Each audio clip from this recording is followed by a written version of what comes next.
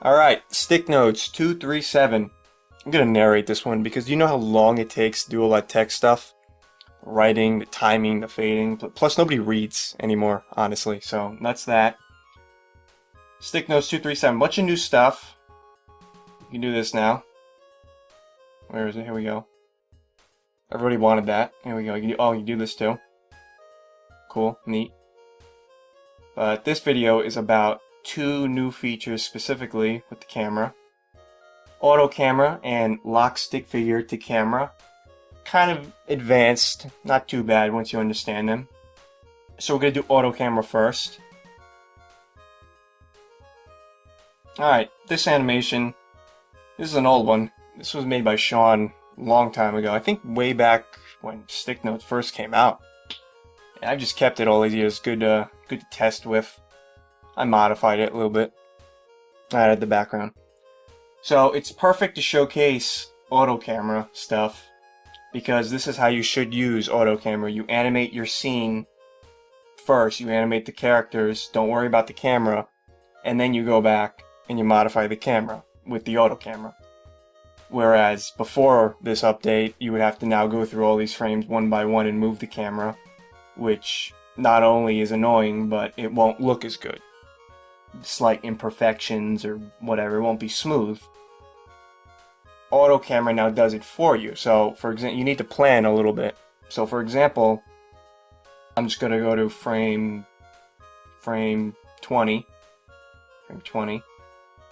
and I'm going to plan now. So I want at frame 20, I want the camera to look something like this, or something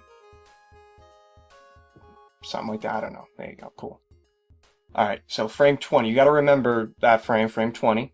I'll go back to frame 1, for example. Pull up auto camera. And, I mean, you could read all that, but again, nobody reads anymore, so nuts it. Put in frame 20. Ease in, ease out, that's optional. Just eases the camera in and out of this whole movement. And you'll notice now, between frames 1 and 20, all these thumbnails, the camera moved. It's tweening now from frame 1 all the way to frame 20, which is great because now I didn't have to do it. And if you want to edit it, it's even greater because now you just got to move the camera on that one frame 20, and it modifies all those frames in between. So I'll do one more from frame 20 to frame 45. Just got to remember that number, 45. Go to auto camera on frame 20. Put in 45. You do easing again. And there you go. So now I just did two auto cameras and you got something like that, which is awful. But you know, you get the idea. Whatever. Alright, that's enough of that. Alright, next thing is locking. So locking, it's pretty simple. I mean, you want to lock something to the camera, like a logo or a watermark or like a health bar. So I'll do that first. Here's my logo up here. I'll put it in the corner where I want it. Right there. And now I'll go to the camera. I'm going to pull up the lock window. Again, you can read, but you know, no one does, so cool. Choose stick figure to lock, click the button. It's going to prompt you to choose a stick figure. I'm going to choose my logo up there. And there it is, Mr. Krabs. You can do all this stuff. We'll talk about Parallax in a minute. We're not going to do that here. Leave it at 1. Rotate and scale with the camera. You do want your logo or a health bar or something to rotate and scale with the camera, so check that. And now the logo stays there. It stays with the camera. It rotates with the camera. It scales with the camera. You notice with the thumbnail at the top, the logo never moves. It seems like it doesn't move, even though it is moving. It's just moving with the camera. So that's straightforward. That's pretty simple.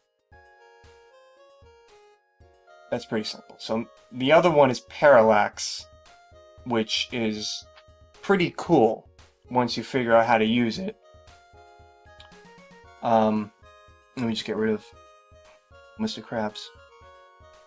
Parallax, that's what that value was I said to ignore before.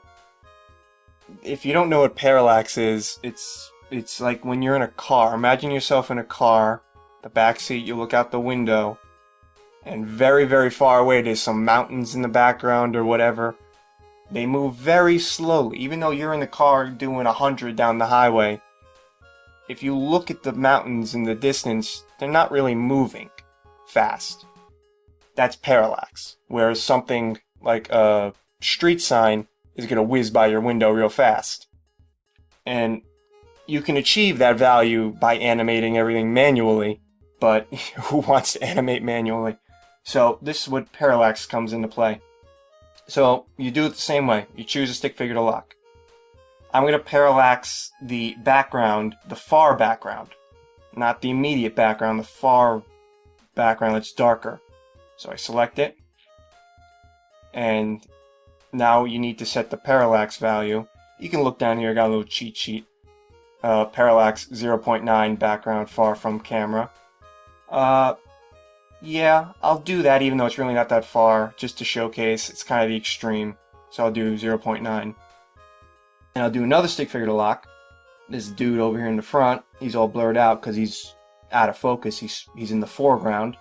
Choose him. And again, foreground, so what's it say? Foreground near camera, negative 0.9. So we'll do negative 0.9 for him. Or even negative 1, but whatever, negative 0.9. Now you don't want the backgrounds or the foregrounds to rotate and scale, so I'm going to leave them unchecked. So, and that's really it. Now you're done. Now, you'll notice when you move the camera that the ones you locked are also moving with the camera with respect to the parallax value. The one in the foreground is moving opposite, fast, and the one in the background is moving with the camera slowly, like the mountains far in the background. I'm actually going to do a little auto camera here too. I'll just add a bunch of frames, whatever, 20 frames, frame 20. Alright, frame 20. So we'll go back to frame 1, pull up auto camera. He's in, he's out. And there you go, we got some parallax going. It just adds a little bit of depth to the animation. You know, it's cool once you figure out how to use it properly. Again, these are two advanced features. A lot of people won't even know they exist or care. But for those of you that want that cinematic effect, there you go, you got it. And now I'm going to very abruptly end this video.